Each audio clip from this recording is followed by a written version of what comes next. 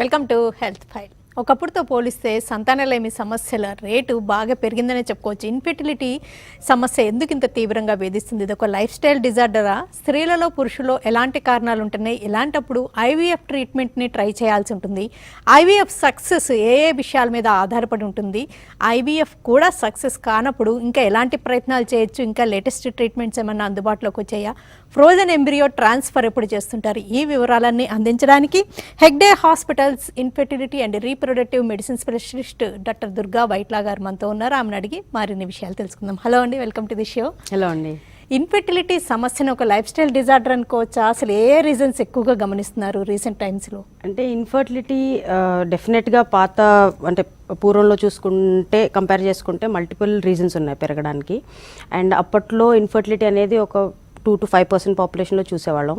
ఇప్పుడు దగ్గర 10 నుంచి 15% పాపులేషన్లో చూస్తున్నాం అనమాట. అంటే ఒకటి, అంతకుముందు అవగాహన ఉండేది కాదు. సో ఇన్ఫర్టిలిటీ ఉన్నా కూడా వాళ్ళు దాని గురించి ఇవాల్యుయేట్ చేసుకుని డాక్టర్స్ దగ్గర వెళ్ళి అలాంటివన్నీ చేసుకునేవారు. ఒకటి, ఇప్పుడు అవగాహన పెరగడం వల్ల మోర్ డయాగ్నోసిస్ అవుతుంది, one thing. And other reasons చూస్తుంటే కనుక stress one of the most important factor. Like office related stress, night duties ఎక్కువ ఉంటున్నాయి ఈ మధ్య మోస్ట్ ఆఫ్ ద ఆఫీస్ వర్క్స్లో. అది కాకుండా స్మోకింగ్, ఆల్కహాల్, డైట్లో చేంజెస్ ఉండడం వల్ల, అది మళ్ళీ ఎన్వైరన్మెంటల్ పొల్యూషన్, అలా మల్టిపుల్ రీజన్స్. అలాగే మన ఇండియాలో చూస్తే డయాబెటీస్ది కూడా ఇన్సిడెన్స్ బాగా ఎక్కువ ఉంది. సో ఇవన్నీ మల్టిపుల్ రీజన్స్ అనమాట ఫర్టిలిటీ ఇష్యూస్. రీసెంట్ టైమ్స్లో ఈ పోస్ట్ కోవిడ్ కాంప్లికేషన్గా కానీ, లేకపోతే ఈ కోవిడ్ వల్ల వచ్చిన జీవన విధానంలో మార్పుల వల్ల కానీ ఇన్ఫెర్టిలిటీ ఏమన్నా పెరగడం, లేకపోతే సంతానలేమి సమస్యలకు దారితీయడం ఏమన్నా ఉందంటారా? అంటే కోవిడ్ రిలేటెడ్ ఇష్యూస్ వల్ల ఫర్టిలిటీ మీద ప్రభావం డెఫినెట్గా ఉన్నది. అంటే అసచ్ డేటా ఎక్కువగా లేదు, బట్ మేము ఈ మధ్య కాలంలో స్పర్మ్ ఇష్యూస్ చూస్తున్నాం. అంటే అంతకుముందు, అంటే పాత ట్రీట్మెంట్, ఇప్పుడు మా దగ్గర ఎవరైతే పేషెంట్స్ ముందు వచ్చారో వాళ్ళ నార్మల్ కౌంట్ ఉన్న వాళ్ళు కూడా కోవిడ్ ఎఫెక్ట్ అయిన తర్వాత వాళ్ళ వీర కణాలలో కౌంట్లో కానీ కదలికలో కానీ డెఫినెట్గా ప్రభావం అయితే చూస్తున్నాం. ఓకే. అంటే ఈ లైఫ్ స్టైల్ చేంజెస్లో అంటే ఓవర్ వెయిట్ అవ్వడం అలాంటి వాటి వల్ల కూడా మీరు కొంచెం ఇన్ఫర్టిలిటీ కూడా పెరుగుతుంది? ఇన్ఫర్టిలిటీ ఓవర్ వెయిట్ ఉన్న వాళ్ళలో కూడా ఉంటుంది. స్పెషల్లీ మేల్స్లో చూస్తే మొటిలిటీకి సంబంధించిన ఇష్యూస్ ఉంటాయి. ఫీమేల్స్లోనేమో ఒకటి ఇన్ఫర్టిలిటీ ప్రాబ్లం ఉంటుంది. ప్రెగ్నెన్సీ వచ్చిన తర్వాత మిస్క్యారేజ్ రేట్స్ కూడా కొంచెం ఒబీస్ ఉన్న వాళ్ళలో ఎక్కువ ఉంటుంది. అంటే సంతానలేమి సమస్యలు ఉన్నప్పుడు ఇంకా రకరకాల ప్రయత్నాలు చేసే మీ దగ్గరికి అప్రోచ్ అవుతారు. ఒక రీప్రొడక్టివ్ మెడిసిన్ స్పెషలిస్ట్ని కానీ, ఇన్ఫెర్టిలిటీ మెడిసిన్ స్పెషలిస్ట్ని కానీ. అంటే మీ దగ్గరకు వచ్చాక మీరు ఈ ట్రీట్మెంట్ ప్రోటోకాల్ ఎలా ఉంటుందండి?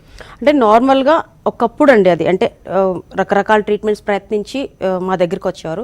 ఈ మధ్య అవేర్నెస్ అది బాగా పెరగడం వల్ల ఈవెన్ పెళ్ళై 1 year 1.5 year తర్వాత చూసి అప్పటికి ప్రెగ్నెన్సీ రాకపోతేనే కొంచెం అవేర్నెస్ బాగా పెరగడం వల్ల పేషెంట్స్ కూడా మా దగ్గర కొంచెం ఎర్లీగానే వస్తున్నారు. అండ్ ఇనీషియల్గా యూజువల్గా ఒక కపుల్ వచ్చినప్పుడు మనం 4 ఇంపార్టెంట్ థింగ్స్ చూస్తాం అనమాట. ఒకటి, అల్ట్రాసౌండ్ స్కాన్ చేస్తాం ఫీమేల్ పార్ట్నర్కి. దాంట్లో గర్భాశయం ఎలా ఉంది, అండాశయాలు ఎలా ఉన్నాయి, అండాశయాల్లో కణాలు ఉన్నాయా, నార్మల్గా ఉన్నాయా లేదా, అంటే ఉండాల్సిన అండకణాలు ఆ పర్టికులర్ ఏజ్కి ఉన్నాయా లేదా అవి చూస్తాం. అండ్ గర్భాశయాల్లో ఏదన్నా ఫైబ్రాయిడ్స్ లాంటివి ఉన్నాయా, లేకపోతే పుట్టుకతో కొన్ని యూట్రైన్ అనామలీస్ అని అంటారు, అలాంటివి ఏమన్నా ఉన్నాయా అది చూస్తాం అనమాట. నెక్స్ట్ ఫెలోపియన్ ట్యూబ్ టెస్టింగ్ చేస్తాం. ఫెలోపియన్ ట్యూబ్స్ ఓపెన్ ఉన్నాయా లేదా, అంటే స్పర్మ్ ఎగ్ వరకు చేరుకోవడానికి ఫెలోపియన్ ట్యూబ్స్ మాత్రమే ఆప్షన్ అనమాట. సో అది నార్మల్గా ఉందా లేదా చూస్తాం. అలాగే భర్త వీర్య కణాలు ఎలా ఉన్నాయి, count, motility, shape of the sperms అన్ని నార్మల్ ఉన్నాయా లేదా. నెక్స్ట్ వస్తే జనరల్ హెల్త్ పేషెంట్కి ఎలా ఉంది, నార్మల్ హిమోగ్లోబిన్ అంతా ఉందా, లేకపోతే విటమిన్ D3 లెవెల్స్ నార్మల్ ఉన్నాయా, షుగర్ లెవెల్స్ నార్మల్ ఉన్నాయి, అన్నీ చూసుకుని అప్పుడు ట్రీట్మెంట్ అనేది డిసైడ్ చేయడం జరుగుతుంది అనమాట. ఓకే.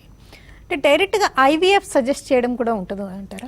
అంటే కొన్ని కండిషన్స్లో చెప్తామండి ఐవీఎఫ్ డైరెక్ట్గా. అంటే నార్మల్గా ఇన్ఫర్టిలిటీ శాతం చూసుకుంటే 10 to 15% ఏదైతే చెప్తున్నా దాంట్లో 1% to 2% పీపుల్కి మాత్రమే మనం ఐవీఎఫ్ అనేది అడ్వైస్ చేయడం జరుగుతుంది, డైరెక్ట్గా ఐవీఎఫ్.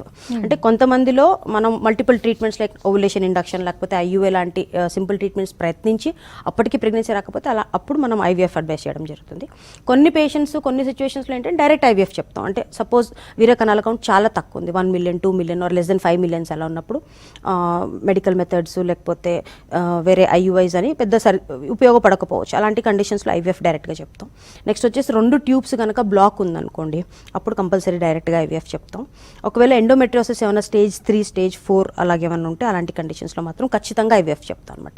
ఇవి కాకుండా ఇంతకుముందు 3 times 4 times ఐయుఐ ఫెయిలియర్ అయ్యి అప్పటికి ప్రెగ్నెన్సీ రాకపోతే అలాంటి కండిషన్స్లో మనం ఐవీఎఫ్ అనేది అడ్వైస్ చేయాలి. ఐవీఎఫ్ సక్సెస్ రేట్ ఇప్పుడు ఈ రోజుల్లో ఎంతవరకు ఉందంటారు? అంటే ఐవీఎఫ్ సక్సెస్ అనేది నార్మల్గా ఓవర్ ద గ్లోబ్ చూసుకుంటే కనుక 30-60% ఉంటుంది అనమాట. అది 30 ఉండొచ్చు, 60 ఉండొచ్చు, మల్టిపుల్ ఫ్యాక్టర్స్ మీద డిపెండ్ అయి ఉంటుంది. ఒకటి ఫీమేల్ పార్ట్నర్ ఒక ఏజ్ ఎలా ఉంది, మేల్ పార్ట్నర్ ఏజ్ ఎలా ఉంది, వీరకణాల కౌంట్లు ఎలా ఉన్నాయి, వాళ్ళ స్పర్మ్స్లో ఏదైనా డిఎన్ఏ డ్యామేజ్ ఉందా లేదా, ఫెలోపియన్ ట్యూబ్స్లో ఏదైనా హైడ్రోసాల్పింగ్స్ లాంటి అబ్నార్మాలిటీస్ ఏమైనా ఉన్నాయా, అండాశయాల కణాలు ఎలా ఉన్నాయి, ఆ కణాల కౌంట్ ఎలా ఉన్నది, ఏర్పడిన పిండం ఎలా ఉంది, లేకపోతే అసోసియేటెడ్ ఏదైనా వేరే హెల్త్ ఇష్యూస్ లైక్ పేషెంట్కి డయాబెటీస్ ఉన్నా, లేకపోతే ఏదైనా ఆటోఇమ్యూన్ ప్రాబ్లమ్స్ ఉన్నా, ఇలాంటి కండిషన్స్లో కొంచెం తగ్గుతూ ఉంటుంది అనమాట. సో ఏదైతే యంగ్ ఏజ్ ఉన్నారు పేషెంట్, ఒకవేళ అండ కణాల కౌంట్ బాగుంది, వీర కణాల కౌంట్ బాగుంది, ఓన్లీ ట్యూబ్స్ బ్లాక్ ఉండడం వల్ల మనం ఐవీఎఫ్ చేస్తే అలాంటి కండిషన్స్లో సక్సెస్ బాగుంటుంది అనమాట. ఓకే, ఐవీఎఫ్ సక్సెస్ బాగా ఉండాలంటే అంటే మీరు చేయాల్సిన ప్రయత్నాలన్నీ ఉంటాయి అండ్ ఇన్ఫెర్టిలిటీ సెంటర్స్లో జాగ్రత్తలన్నీ ఉంటాయి, ఆ ప్రోటోకాల్ అంతా బాగానే ఉంటుంది. ఆ ట్రీట్మెంట్ తీసుకునే వాళ్ళు ఏమన్నా జాగ్రత్తలు తీసుకోవాల్సి ఉంటుందా, డైట్ ఏమైనా చేంజ్ చేసుకోవాల్సి ఉంటుందా? అంటే డైట్ పరంగా పెద్దగా చేంజెస్ ఏమి ఉండవు. Normal healthy diet, fruits, vegetables, లో షుగర్ డైట్స్, లెస్ ఆయిల్, ఇవన్నీ నార్మల్గా మనం ప్రతి పేషెంట్కి చెప్పేదే డైట్ చేంజెస్ ఉంటాయి. అది కాకుండా ఐవీఎఫ్లో మనము రెగ్యులర్గా ఇంజెక్షన్స్ అనేది టైం టు టైం తీసుకోవాలి, అది ఒక జాగ్రత్త.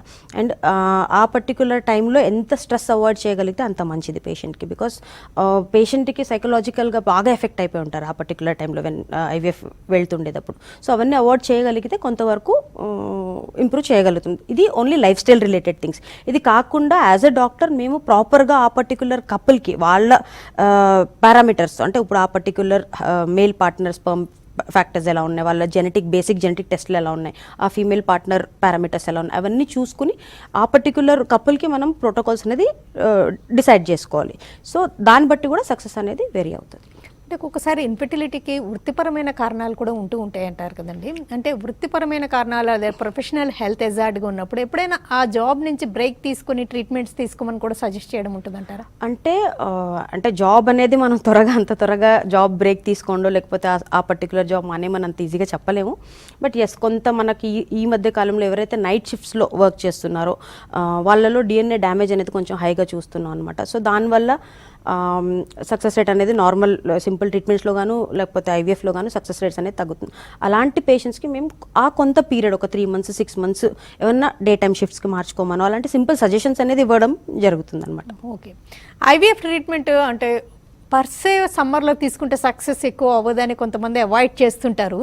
అండ్ ఇంకా వేడి ప్రదేశాల్లో ఉండేవాళ్ళు లేకపోతే వేడి ప్రదేశాల్లో ఏమైనా జాబ్ చేసేవాళ్ళు అలాంటి వాళ్ళు ఏమైనా కేర్ తీసుకోవాల్సి ఉంటుందా? జర్నీస్ చేయొచ్చా? జర్నీస్ అది చేసుకోవచ్చు, బట్ సమ్మర్లో ఐవీఎఫ్ చేయకూడదు అనేది అయితే అదేం ప్రూవన్ కాదు. ఒకప్పుడు అనుకునేవారు, బట్ మనం ఎంత హీట్కి ఎక్స్పోజ్ అయినా మన బాడీ టెంపరేచర్ మాత్రం 37 degrees ఉంటుంది. సో కోర్ టెంపరేచర్ ఏదైతే అది నార్మల్గానే ఉంటుంది అనమాట. సో ఐవీఎఫ్ అనేది సక్సెస్ రేట్స్ సమ్మర్ వింటర్ దాన్ని బట్టి బేస్ అయితే అవ్వదు. ఓకే, అంటే జాబ్లో కూడా ఏదైనా హీట్ అలాగే ఏదైనా ఉందనుకోండి ఎక్స్పోజర్. హీట్ అంటే ఇప్పుడు కొన్ని కెమికల్ ఫ్యాక్టరీస్లో పనిచేసేవాళ్ళు, ఫార్మాస్యూటికల్ ఫ్యాక్టరీస్లో పనిచేసేవాళ్ళు, అక్కడ ఏమైనా కెమికల్స్ అలాంటి ఏమైనా టాక్సిక్ కెమికల్స్ ఏమైనా ఎక్స్పోజ్ అయితే దాంట్లో డెఫినెట్లీ కొంచెం సక్సెస్ అనేది తక్కువగా ఉంటుంది అనమాట. ఓకే, ఐవీఎఫ్ ట్రీట్మెంట్ని మీరు ఎన్ని నెంబర్ ఆఫ్ టైమ్స్ సజెస్ట్ చేస్తారు, ఎంత టైం డ్యూరేషన్లో? అంటే ఐవీఎఫ్కి ఒక లిమిట్ అంటూ ఏమి ఉండదు. నార్మల్గా 3 to 4 IVF cycles A problem లేకుండా చేసుకోవచ్చు. సాధారణంగా మనం ద ఎండ్ ఆఫ్ 2 cycles మనకి 1 or 2 ఐవీఎఫ్ సైకిల్స్లో ప్రాబ్లమ్స్ ఎక్కడ ఉన్నాయి ఏంటి అనేది కొంచెం అంచనాకి రాగలుగుతాం. ఎందుకంటే simple treatments like natural cycle కానీ ఐవీఐ ఇచ్చినప్పుడు మనము బ్లైండెడ్గా చేస్తాం. అంటే మనకి అక్కడ ఎగ్ క్వాలిటీ ఎలా ఉందో తెలీదు. అంటే ఒకవేళ ప్రెగ్నెన్సీ రాకపోతే అక్కడ ఏ స్టేజ్ ఆఫ్ ద దీంట్లో సైకిల్లో మనకి ఇబ్బందులు వస్తున్నాయని తెలియదు. అంటే ఫర్టిలైజేషన్లో ఇబ్బంది అవుతుందా, లేకపోతే ఎగ్ క్వాలిటీ లేక ఫర్టిలైజ్ అవ్వట్లేదా, లేకపోతే ఏర్పడిన పిండం డెవలప్ సరిగ్గా అవ్వట్లేదా, లేకపోతే అంతా ఫార్మ్ అయిన తర్వాత ఇంప్లాంట్ అవ్వట్లేదా, ఈ స్టేజెస్ మనకి ఎక్కడ ఇబ్బంది వస్తుంది అనేది మనం తెలుసుకోలేము అనమాట సింపుల్ ట్రీట్మెంట్స్లో కానీ ఐవీఎస్ ట్రీట్మెంట్స్లో కానీ. ఐవీఎఫ్లో మనం అట్లీస్ట్ ఏ స్టేజ్లో డిఫికల్టీ ఉందో మనం ఒకటి ఐడెంటిఫై చేయగలుగుతాం. So maybe next IVF cycles వెళ్ళినప్పుడు మనం దాన్ని ఇంప్రూవైజ్ చేయగలుగుతాం. సో యూజువల్గా 3 to 4 cycles ట్రై చేయొచ్చు, బట్ యూజువల్గా ఒక 2 cycles తర్వాత మనం ఇంప్రూవైజ్ చేసినప్పుడు సక్సెస్ అనేది బాగుంటుంది. యూజువల్గా మీరు fertility medicines IUI number of times try చేశాకనే ఐవీఎఫ్ సజెస్ట్ చేయడం జరుగుతుంది కదండి. ఎప్పుడైనా ఐవీఎఫ్ ట్రై చేసి మళ్ళీ రివర్స్ ఐయుఐ చేయడం కూడా ఉంటుందా? Yes, definitely. అంటే కొంతమందికి మనం డైరెక్ట్గా ఐవీఎఫ్ చేస్తాం, కొంతమందికి లైక్ ఐయుఎస్ చేసి దాంట్లో సక్సెస్ రాని వాళ్ళకి ఐవీఎఫ్కి చెప్పడం జరుగుతుంది. ఐవీఎఫ్ డెఫినెట్లీ సక్సెస్ అనేది కంపేర్ టు న్యాచురల్ కానీ ఐయుఐ కానీ ఉంటుంది. బట్ అలాగని కొన్ని కారణాలు, ఇప్పుడు సపోజ్ ట్యూబుల్ బ్లాక్ ఉందనుకోండి, 2 ట్యూబ్స్ బ్లాక్ అయిపోయింది, వాళ్ళకి నెక్స్ట్ ఐవీఎఫ్లో రాకపోతే ఐయుఐలో కూడా రాదు. ఎందుకంటే న్యాచురల్ ఏదైతే ద్వారం ద్వారా స్పర్మ్స్ వెళ్ళి ఎగ్ని చేరుకోవాలో అది టోటల్ బ్లాక్ ఉంది, దాంట్లో ప్రెగ్నెన్సీ రాదు. ఒకవేళ వీర్యకణాల కౌంట్ తగ్గినా, లేకపోతే అండకణాల కౌంట్ తగ్గి, లేకపోతే ప్రీవియస్ ట్రీట్మెంట్స్ ఫెయిల్ అయ్యి దానికోసం మనం ఐవీఎఫ్ చేసిన అలాంటి వాళ్ళలో మనం ఐయుఐ మళ్ళీ ప్రయత్నించుకోవచ్చు. ఇట్స్ నాట్ లైక్ మనం ఒకసారి ఐవీఎఫ్ చేస్తే ఐయుఐ చేసుకోవాలని అయితే ఏం లేదు. ఓకే, కాల్ చూద్దామండి. హలో. ఓకే, ఫీమేల్కి మేజర్గా ఎలాంటి రీజన్స్ తోటి, మేల్కి ఎలాంటి రీజన్స్ తోటి ఎక్కువగా చూస్తుంటారండి ఐవీఎఫ్ పద్ధతికి వెళ్ళడం అనేది? అంటే మేజర్గా ఎలాంటి రీజన్స్ ఉంటుంటాయి? అంటే ఒకప్పుడు మనం ఎక్కువ ఫీమేల్ ప్రాబ్లమ్స్ వల్ల ఎక్కువ మనం ట్రీట్మెంట్స్కి అది వెళ్ళాడు. ఇప్పుడు ఆల్మోస్ట్ మేల్స్లో కూడా ఈక్వల్గానే చూస్తున్నాం అనమాట. మేల్ ఫ్యాక్టర్, ఫీమేల్ ఫ్యాక్టర్స్ కామన్గానే, అంటే 30 to 40% ఇద్దరివి ఉంటూనే ఒక 10 to 20% మాత్రం కంబైన్డ్గా ఉంటుంది. Day fertility centres reproductive medicine specialist doctor Durga Vaitla గారితో ఐవీఎఫ్ ట్రీట్మెంట్స్, సంతానలేమి సమస్యలకు ఎప్పుడు అవసరం, ఈ ట్రీట్మెంట్ సక్సెస్ రేట్ ఎలా ఉంది, ఇవి సక్సెస్ కాకపోతే నెక్స్ట్ స్టెప్ ఎలా ఉంటుంది, ఎలాంటి అడ్వాన్సెస్ చోటు చేసుకునే వివరాలన్నీ అడిగి తెలుసుకుంటున్నాం. IVF treatment number of times try చేశాక సక్సెస్ అవ్వకపోతే ఇంకేమన్నా డెవలప్మెంట్స్ ఉన్నాయా, అడ్వాన్సెస్ ఉన్నాయా ట్రీట్మెంట్స్లో? అంటే నార్మల్గా ఐవీఎఫ్ చాలా మంది పేషెంట్స్ ఏమనుకుంటారంటే IVF is one of the top procedure, దాంట్లో సక్సెస్ రాకపోతే ఇంకా అన్ని ఛాన్సెస్ అయిపోయాయని అనుకుంటారు. ఐవీఎఫ్ అనేది definitely one of the advance treatment, but దానికి చాలా మల్టిపుల్ యాడ్ ఆన్ ట్రీట్మెంట్స్ ఉంటాయి అనమాట, అడ్జువెంట్ ట్రీట్మెంట్స్ అని అంటారు. దాంట్లో మీకు ఎండోమెట్రియల్ రిసెప్టివిటీ ఏరియా అని ఒకటి ఉంటుంది, ప్రీంప్లాంటేషన్ జెనెటిక్ స్టడీస్ అని ఉంటుంది, డయాగ్నోస్టిక్ హిస్టోస్కోపీస్ అది చేసి ఏదైనా యూట్రస్లో ఏదైనా అబ్నార్మాలిటీస్ ఉంటే అది రెక్టిఫై చేసిన తర్వాత ఐవీఎఫ్కి వెళ్ళొచ్చు. బ్లాస్టోసిస్ట్ కల్చర్ అని ఉంటుంది, అసిస్టెడ్ హ్యాచింగ్ అని ఉంటుంది, అలా మల్టిపుల్ యాడ్ ఆన్ ట్రీట్మెంట్స్ ఉంటుంది అనమాట. అంటే ఆ ట్రీట్మెంట్కి ఇంకేదో అవసరమైతే అది ఇంక మీరు అది ఇందాక చెప్పినట్టు యూజువలీ 1 or 2 ఐవీఎఫ్స్ మనం ఎప్పుడైతే ఫెయిలియర్ చూస్తామో అప్పుడు మనం ఏ స్టేజ్లో ఏదైనా ఇబ్బందులు అనిపిస్తే ఆ పర్టికులర్ థింగ్ మనం రెక్టిఫై చేసో, లేకపోతే ఆ పర్టికులర్ థింగ్ని మనము టెస్టులు చేసి అప్పుడు నెక్స్ట్ ట్రీట్మెంట్ అనేది ప్లాన్ చేసుకోవచ్చు. దానివల్ల సక్సెస్ అనేది మనం ఇంప్రూవ్ చేయగలుగుతాం అనమాట. శిరీష గారు కాల్ చేద్దాం. శిరీష గారు. Hello madam. నమస్తే అండి, చెప్పండి. శిరీష గారు చెప్పండి. చెప్పండి శిరీష గారు. అంటే డాక్టర్ గారితో మాట్లాడాలి. చెప్పండి. డాక్టర్ గారు వింటున్నారండి, మాట్లాడుతున్నారు, చెప్పండి, మీకు వస్తున్న అడగండి. మేడం, నేను శిరీష మేడం. చెప్పండి అమ్మా. మేము ఇక్కడ వేరే హాస్పిటల్ చూపించుకున్నాము, 6 months అయిపోయింది. ఓకే. పీరియడ్ సరిగ్గా వస్తలేదు. ఓకే. మళ్ళీ ఒకసారి మేడం ఐయుఐ కూడా ట్రై చేశారు అక్కడే. ఓకే. మా హస్బెండ్ కి స్పామ్ లో ఇన్ఫెక్షన్ ఉంది, నాకు ఎగ్ సైజ్ పెరగట్లేదు అని చెప్పారు. అయితే నెక్స్ట్ టైం ఐయుఐ ట్రై చేస్తే ఏమన్నా ప్రాబ్లం ఉంటే సక్సెస్ అవుతుందా? ఫస్ట్ సారి చేసినప్పుడు సక్సెస్ రాలేదు. అంటే నార్మల్గా ఐయుఐ సక్సెస్ అనేది ఒక మంత్లో చూసుకుంటే కనుక 15 నుంచి 18% వరకు పాపులేషన్కి సక్సెస్ అనేది రావడం జరుగుతుందమ్మా. అండ్ సిమెన్లో ఇన్ఫెక్షన్ ఉంటే ఒకసారి సిమెన్ కల్చర్ అని ఒక టెస్ట్ ఉంటుంది, అది చేసుకుని ఏమన్నా ఒక కోర్స్ ఆఫ్ యాంటీబయాటిక్స్ లాంటిది ఏమన్నా తీసుకోవచ్చు. అండ్ మీకు ఎగ్ అనేది టైంకి పెరగట్లేదు అంటున్నారు, ఇర్రెగ్యులర్ సైకిల్స్ అంటున్నారు, సో మేబీ పాలిసిస్టిక్ ఓవరీస్ ఉండుండొచ్చు.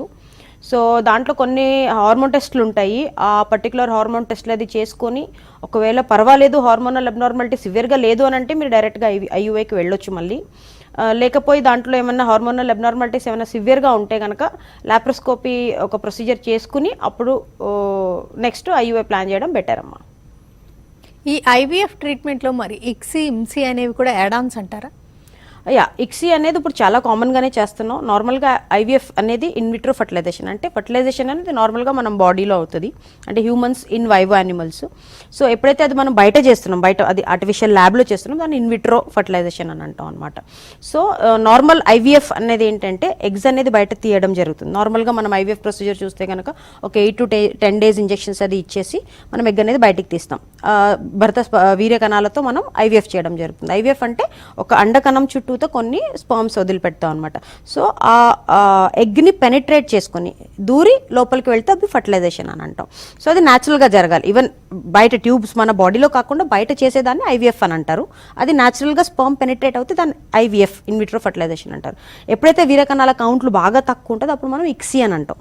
ఇక్సీ ఇంట్రాసైటోప్లాస్మిక్ స్పర్మ్ ఇంజెక్షన్, అంటే స్పర్మ్స్ చాలా తక్కువ ఉన్నప్పుడు అది పెనిట్రేట్ చేయలేకపోతాయి, లేకపోతే వీక్ స్పర్మ్స్ ఉంటాయి, అప్పుడు ఒక మైక్రో మ్యానిపులేటర్లో ఒక చిన్న నీడిల్ ద్వారా ఆ పర్టికులర్ స్పర్మ్ని పట్టుకొని ఎగ్ లోపల ఇంజెక్ట్ చేస్తాం అనమాట. దాన్ని ఇక్సీ అని అంటారు. అది కొంచెం అడ్వాన్స్మెంట్. బట్ ఈ మధ్య కాలంలో చాలా సెంటర్స్లో మాక్సిమం ఐవీఎఫ్ అంటే మోర్ ఆర్ లెస్ ఇక్సీఏ చేస్తున్నారు. ఓకే. ఈ ఫ్రోజన్ ఎంబ్రియో ట్రాన్స్ఫర్ అంటే ఏంటండి? అది ఎవరు లేదు. ఫ్రోజన్ ఎంబ్రియో ట్రాన్స్ఫర్ అంటే ఇప్పుడు నేను ఏదైతే ఐవీఎఫ్ ప్రొసీజర్ చెప్పానో ఎగ్స్ తీసి మనం ఫర్టిలైజేషన్ చేసి పిండం తయారు చేస్తాం కదా, ఆ పిండం యూజువల్లీ 3 to 5 days అనేది మనం గ్రో చేస్తాం అనమాట. గ్రో చేసి తర్వాత ఆ పర్టికులర్ మంత్లోనే ఏ మంత్ అయితే మనం ఎగ్స్ తీస్తాం అదే మంత్ మనం ఎంబ్రియో మళ్ళీ రిటర్న్ యూట్రస్లో పెట్టేస్తాం అనమాట. ఇది చేయకుండా ఆ ఎంబ్రియోస్ని ఫ్రీజ్ చేసేసి నెక్స్ట్ మంత్ ఎండోమెట్రియం అంటే గర్భాశయం పొరని మనం గ్రో చేసి ఎప్పుడైతే ఓన్లీ యూట్రస్ రెడీ ఉందో అప్పుడు ఆ పర్టికులర్ ఎంబ్రియోస్ని థా చేస్తాం. థా చేసిన తర్వాత ఆ పర్టికులర్ ఎంబ్రియోస్ని మనం ట్రాన్స్ఫర్ చేస్తే అప్పుడు దాన్ని ఫ్రోజన్ ఎంబ్రియో ట్రాన్స్ఫర్ అని అంటాం. ఇది యూజువల్గా నార్మల్గా 2-3 సిచ్యువేషన్స్లో చేస్తాం. ఒకటి పీసీఎస్ పేషెంట్స్లో ఏమవుతుందంటే మనం ఐవీఎఫ్ చేసినప్పుడు స్టిమ్యులేషన్ ఇచ్చినప్పుడు ఎక్కువ ఎగ్స్ వస్తాయి. 15 కన్నా ఎక్కువ ఎగ్స్ వచ్చినప్పుడు మనం ఆ పర్టికులర్ మంత్లో ట్రాన్స్ఫర్ చేయకూడదు. చేస్తే ఆ పర్టికులర్ పేషెంట్కి కాంప్లికేషన్స్ వస్తాయి, ప్లస్ సక్సెస్ రేట్స్ కూడా కొంచెం తగ్గుతాయి అనమాట. సో అందుకని అలాంటి పేషెంట్స్లో చేస్తాం. లేకపోతే కొంతమందికి ఆల్రెడీ మనం ఫస్ట్ ఐవీఎఫ్ చేసాం, ఫస్ట్ ఐవీఎఫ్లో ఫెయిల్ అయింది, ప్లస్ ఎక్స్ట్రా ఎంబ్రియోస్ ఉండి మనం అవి ఫ్రీజ్ చేసి నెక్స్ట్ వాడుకోవచ్చు అనమాట. అలాంటి కండిషన్స్లో ఫ్రోజన్ ఎంబ్రియో ట్రాన్స్ఫర్ చేస్తాం. ఈ ఇన్ఫెర్టిలిటీ ట్రీట్మెంట్స్లో పీఆర్పీ అంటుంటారు. పీఆర్పీ ఏంటి? పీఆర్పీ అంటే ప్లేట్లెట్ రిచ్ ప్లాస్మా అని అంటారు. సో అది నార్మల్ మనం బ్లడ్ తీసుకొని దాంట్లో ప్లేట్లెట్ సపరేట్ చేసి ఓన్లీ ప్లేట్లెట్ కాన్సన్ట్రేట్ అనేది యూజ్ చేయడం జరుగుతుంది. సో అది చాలా రీజనరేటివ్ మెడిసిన్స్లో చాలా రకంగా వాడతారు. అంటే నీ రీప్లేస్మెంట్స్లో నీ ఇష్యూస్లోనూ లేకపోతే హెయిర్ ట్రాన్స్ప్లాంట్ అలా మల్టిపుల్ దాంట్లో మనం పీఆర్పీ అనేది వాడటం జరుగుతుంది. అదే సేమ్ థింగ్ రిప్రొడక్టివ్ ఫీల్డ్లో కూడా ట్రై చేశారనమాట. దాంట్లో యూట్రస్లో ప్రాబ్లమ్స్ ఉండొచ్చు, ఓవరీస్లో ప్రాబ్లమ్ ఉండొచ్చు. యూట్రస్లో గర్భాశయం లైనింగ్ కనుక థిన్ ఎండోమెట్రియం అని అంటారు. ఎప్పుడైతే టీబీ నుంచో లేకపోతే వేరే ఏదైనా రీజన్స్ వల్లనో లేకపోతే లోపల అషర్మెన్స్ అని అంటారు, అంటే యూట్రైన్ అడేషన్స్ అని అంటారు. అలాంటి కండిషన్స్లో ఎండోమెట్రియం బాగా తిన్నున్నప్పుడు ఆ పీఆర్పీ అనేది వాడి మనం ఎండోమెట్రియం లైనింగ్ పెంచుకోవచ్చు. అలాగే అండకణంలు బాగా తక్కువ ఉన్నప్పుడు ఆ ఇంజెక్షన్స్ ఇస్తే కొంచెం అండకణాలు పెరిగే అవకాశాలు ఉండొచ్చు. కర్నూలు నుంచి బిందు గారు చెప్పండి. నమస్తే మేడం. నమస్తే అండి, చెప్పండి. నాకు 48 ఏళ్ళు మేడం. పిల్లలు పుట్టలేదు మేడం. ఆయనకి కౌంటింగ్ తక్కువ ఉంది అన్నారు మేడం. 48? అవును మేడం. ఓకే. మరి ఇప్పుడు ఎలాగా అని అడుగుతున్నారండి? అవును మేడం. మీ హస్బెండ్ ఏజ్ ఎంతమ్మా? ఆయనకు 54 అట్లా ఉంటుంది మేడం. ఓకే. నార్మల్గా కొన్ని గైడ్లైన్స్ ప్రకారం అయితే కంబైన్డ్ ఏదైతే హస్బెండ్ వైఫ్ ఏజ్ అనేది ఒక పర్టికులర్ 95-98 తర్వాత అయితే యూజువల్గా ఫర్టిలిటీ ట్రీట్మెంట్స్ ఇవ్వకూడదు అనమాట. సో అయినా కూడా ఆధార్ కార్డు ఇవన్నీ చూసుకొని ఏమన్నా ఏజ్ ఫిక్స్ అయితే కనుక they can try with the donor gametes. అంటే హస్బెండ్ వీరకణాలు బాగుంటే కనుక ట్రై చేయొచ్చు. బట్ వైఫ్కి మేబీ 48 అంటే కొంచెం ఎగ్ క్వాలిటీ కానీ లేకపోతే ప్రెగ్నెన్సీ వచ్చే అవకాశాలు కొంచెం తక్కువగానే ఉంటాయి. మేబీ డోనర్ ఎగ్ కల్లా ట్రై చేయొచ్చు. ఇలాగ 45 అండ్ అబోవ్ ఉండి వాళ్ళకి రెగ్యులర్ పీరియడ్స్ అవి ఉన్నప్పుడు కూడా మీరు ఐవీఎఫ్ ట్రై చేయడానికి కుదరదంటారు? అంటే 45 అండ్ అబోవ్ కొంచెం కష్టమే. మేబీ 40, 42, 43, 45 ఆ మధ్యలో ఏమైనా ట్రై చేయొచ్చు. కొంచెం సక్సెస్ తక్కువ ఉంటుంది డెఫినెట్గా, బట్ ట్రై చేసే అవకాశాలు అయితే ఉంటాయి. 45 అండ్ అబోవ్ కొంచెం సెల్ఫ్ ఎగ్స్తో కొంచెం కష్టమే. ఓకే. అంటే ఫిమేల్ ఏజ్ అనేది చాలా important IVF treatment. As age పెరిగే కొద్దీ అండకణంలో బాగా తగ్గిపోతే కణాల కౌంట్తో పాటు ఈవెన్ క్వాలిటీ కూడా బాగా తగ్గిపోతుంది. ఓకే. ఇంకా ఐవీఎఫ్ ట్రీట్మెంట్లో ఇంకా పీజీఐ ఇలాంటివి వింటాం కదండి, అవేంటి? వాటి వల్ల ఎలాంటి ప్రయోజనాలు ఉంటాయి? పీజీఎస్ అని అంటారు, ప్రీ ఇంప్లాంటేషన్ జెనెటిక్ స్టడీస్ అని అంటారు. అది కొన్ని సెట్ ఆఫ్ పేషెంట్స్కి మాత్రం మనం అడ్వైస్ చేయడంతో 4 ఇంపార్టెంట్ థింగ్స్ అనమాట. ఒకటి, అంతకుముందు రిపీటెడ్ ఐవీఎఫ్ ఫెయిల్ అవుతున్నా, అంటే ఎంబ్రియో మంచి క్వాలిటీ ఎంబ్రియోస్నే ట్రాన్స్ఫర్ చేస్తున్నాం. మంచి క్వాలిటీ అంటే మనం ఎప్పుడు ఎంబ్రియోస్ క్వాలిటీ ఎప్పుడైతే మంచిదని చెప్పేది ఎప్పుడంటే దాని బార్డర్స్ బాగున్నాయి, ఫిజికల్గా గ్రేడింగ్ ఏదైతే ఉందో అది నార్మల్ ఎంబ్రియోస్ని మనం ట్రై చేసి మల్టిపుల్ ఐవీఎఫ్ ఫెయిలియర్ అయినా, లేకపోతే పేషెంట్కి రిపీటెడ్ అబార్షన్స్ ఇంతకు ముందు అయినా, లేకపోతే పేషెంట్ హస్బెండ్ ఆర్ వైఫ్లో ఏదైనా వాళ్ళ బేసిక్ జెనెటిక్ టెస్టింగ్లో ఏదైనా జన్యుపరంగా ఏదైనా లోపాలు ఉన్నా, లేకపోతే ఫీమేల్ పార్ట్నర్ ఏజ్ ఎక్కువ ఉన్నా, ఇలాంటి కండిషన్స్లో మనం పీజీఎస్ అనేది చేయడం జరుగుతుంది. నార్మల్గా ఎంబ్రియోస్ ఎప్పుడైతే మనం తయారు చేస్తామో దాన్ని డే 5 వరకు మనం పెంచడం జరుగుతుంది. దాన్ని బ్లాస్టోసిస్ట్ కల్చర్ అని అంటారు. మనం ఏదైతే జెనెటిక్ టెస్టింగ్ చేస్తామో నార్మల్గా బ్లడ్ సెల్స్ తీసుకుని కెరోటైపింగ్ టెస్ట్ అని చేస్తాం అనమాట. అలాగే ఆ పర్టికులర్ ఎంబ్రియోస్లో కూడా కొన్ని సెల్స్ తీసుకుని జెనెటిక్స్ 46 క్రోమోజోమ్స్ కరెక్ట్గా ఉన్నాయా లేదా, లేకపోతే ఎక్స్ట్రా క్రోమోజోమ్స్ ఏమైనా ఉన్నాయా, లేకపోతే తక్కువ క్రోమోజోమ్స్ ఏమైనా ఉన్నాయా, లేకపోతే వేరే ఏదైనా అనిప్లాయిడీస్ ఉన్నాయా అని ఐడెంటిఫై చేయగలుగుతుంది పీజీఎస్ అనేది. నెక్స్ట్ టైం ఆ పర్టికులర్ నార్మల్ ఉన్న ఎంబ్రియోస్ మనం ఎప్పుడైతే ట్రాన్స్ఫర్ చేసుకుంటామో అప్పుడు సక్సెస్ అనేది పెరుగుతుంది అనమాట. వెన్నెల గారు కాల్. వెన్నెల గారు హలో, నమస్తే వెన్నెల, చెప్పండి. నమస్తే అండి. నాకు మ్యారేజ్ ప్రస్తుతానికి ఇప్పుడు మ్యారేజ్ అయిపోయి 12 అవుతుంది. చెప్పండి. 12 అవుతుంది. మ్యారేజ్ అయిపోయిన 6 months కి ప్రెగ్నెన్సీ వచ్చిందండి. ఓకే. ప్రెగ్నెన్సీ వచ్చి 2 months వరకు అబార్షన్ అయింది. ఓకే. మళ్ళీ అబార్షన్ అయిన 1 month కి మళ్ళీ వచ్చింది, ప్రెగ్నెన్సీ వచ్చింది. మళ్ళీ 2 months అప్పుడు మళ్ళీ అబార్షన్ అయిందండి. ఓకే. హాస్పిటల్కి వెళ్తే బ్లడ్ లో ఇన్ఫెక్షన్ అని చెప్పారు. ఇన్ఫెక్షన్ ఇంకా వైరస్ అని చెప్పారు. వైరస్ కి వ్యాక్సిన్ వేశారు. ఓకే. వ్యాక్సిన్ వేస్తే ఒక 3 months వరకు కొంచెం దూరంగా ఉండమని చెప్పారు. దూరంగా ఉండమని చెప్పారు. ఓకే. దూరంగానే ఉన్నాము.